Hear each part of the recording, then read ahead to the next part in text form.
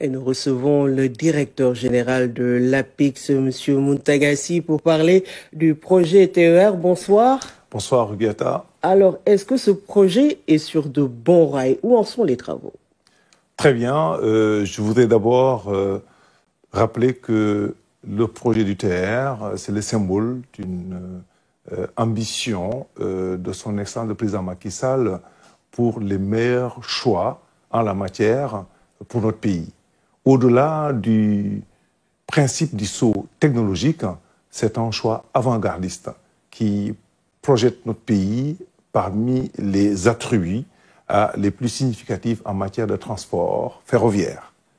Le projet, à date, est en train de finaliser ses derniers jalons pour aller vers la certification. L'ensemble des ouvrages sont terminés, comme nous l'avons évoqué dans nos différentes sorties. Le matériel est aujourd'hui monté, les schémas de modalités de passage transversal sont terminés, donc nous sommes en train de finaliser les tests parce que son excellence le président Macky Sall a fait le choix depuis 2014, quand on commençait à concevoir le package du PSE, d'aller vers un train bimode, électrique et aussi en fonctionnalité diesel. Le mode électrique, pour ce type de projet, avec 15 trains qui sont d'une traction électrique de 25 000 volts, en 2014, nous n'étions pas plus de 400 à 450 mégawatts d'énergie électrique. Le président Macky Sall a triplé la puissance et la production que délivre aujourd'hui la Sénélec en matière d'énergie électrique. Donc la question de la capacité de notre dispositif électrique à tracter ce schéma de transport était une vision avant-gardiste du président Macky Sall. Est-ce que des tests ont été effectués pour la mise sous tension? Les tests sont en cours. Pour la mise sous tension, nous sommes aujourd'hui à l'électrification de la ligne, actuellement sur la totalité du linéaire, les 36 km, avec les 2 voies UIC, nous avons 25 000 volts. L'ensemble des dispositions et des dispositifs électriques ont été validés et à date, sur le schéma, les trains font des tours de roue le soir afin de valider la qualité de la plateforme, mais aussi aller prochainement vers les tests dynamiques de montée en vitesse pour livrer ce projet à la fin de l'année. Retenons simplement, avec le TER, il sera possible désormais de rallier la banlieue en 7 minutes. Avec le TER, il sera possible de transporter, avec la première phase, 115 000 passagers par jour. Et aussi, c'est un projet qui structure et densifie les zones traversées. Il dispose de 13 gares, de 14 ponts et plus de 58 passerelles pour la mobilité. Mais retenons aussi simplement que la fonctionnalité et les attributs électriques du projet nous donnent un mode de transport, comme l'a dit son excellence le président Macky Sall, non polluant, qui donne de très bonnes performances du point de vue de l'environnement, un mode de transport sûr, confortable et fiable. Mais il est important aussi de s'attarder un peu sur le choix de la technologie. Le président Macky Sall a fait un choix d'un train qui tient largement la comparaison par rapport aux performances de ce qu'on peut trouver en matière de transport ferroviaire. Il a fait le choix des dernières technologies possibles et disponibles en la matière.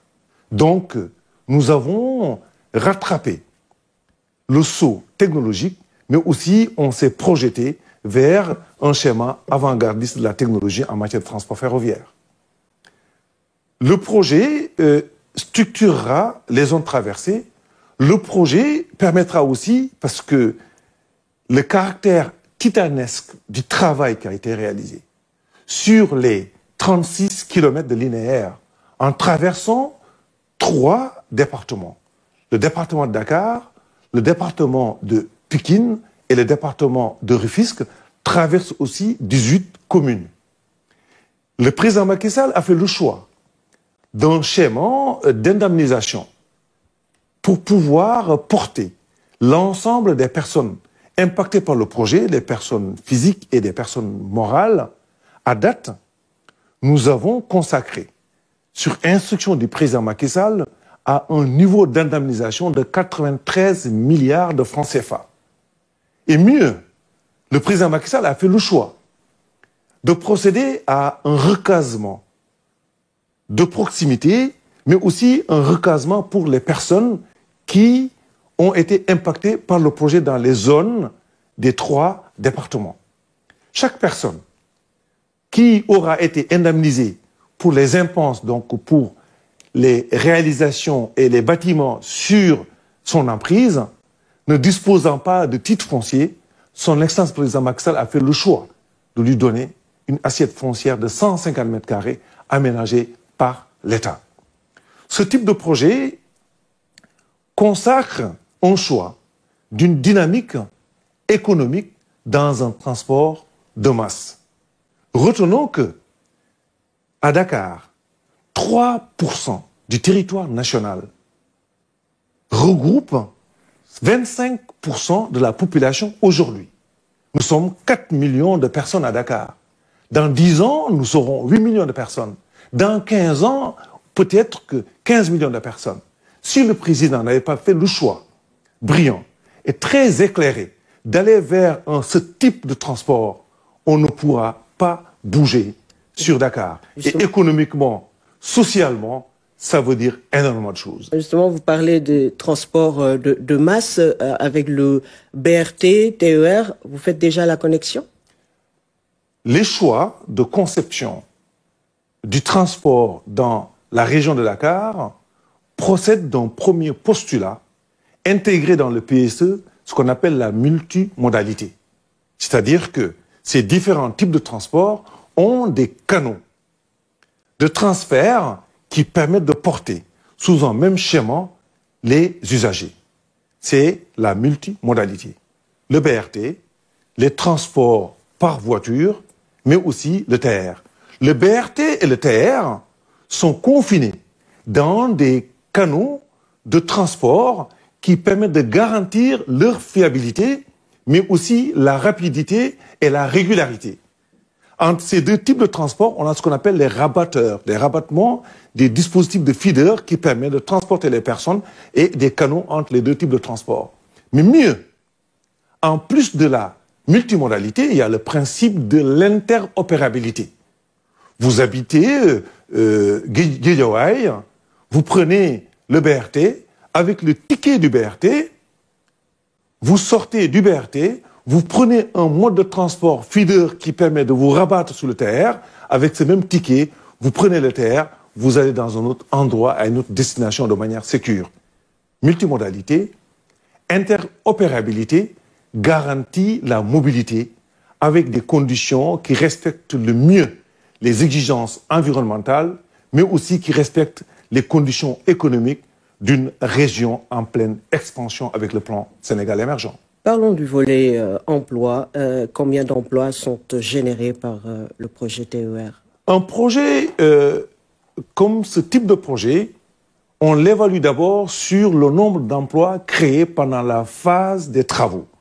En phase de travaux, 9 500 emplois ont été créés. Des emplois portés par des jeunes Sénégalais, des cadres sénégalais qui sont rentrés au pays d'abord, mais aussi ceux qui ont été formés au Sénégal, qui portent les dispositifs de conception, de passation de marché, de réalisation et de conduite du projet.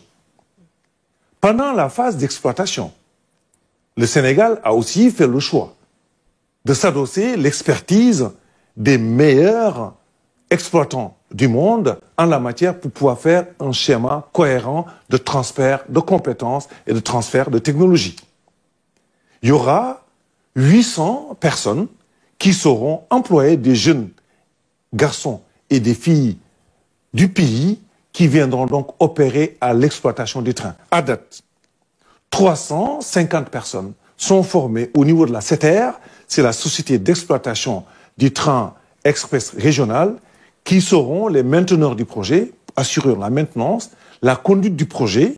Vous voyez très souvent le soir des trains faire des tours de roue sur le tracé. Pendant les phases de test dynamique, ces trains sont conduits par des jeunes Sénégalais. Ces trains d'ailleurs, il y en a 15 dans la cohorte du parc. À partir des 2 trains, tous les autres trains ont été montés par des Sénégalais. Et ces trains sont conduits par des Sénégalais, montés par des Sénégalais et seront aussi maintenus par des Sénégalais. Si ce dispositif automatique et moderne, un train en signalisation électrique, avec des dispositifs de communication modernes qui offrent le service le mieux indiqué et qui démontrent la réponse adéquate de la brillante idée de son Excellence le président Macky Sall pour le transport de masse afin d'apporter une bonne réponse à la mobilité de la région de Dakar. Et le TER devrait commencer à rouler quand? Nous sommes en finalisation des tests dynamiques. Des jalons importants ont été franchis. Le TER sera livré aux Sénégalais à la fin de l'année 2021. Merci beaucoup, Monsieur Sy. C'est moi qui vous remercie. Monsieur Mountaga Sy, directeur général de l'APIX, notre invité ce soir.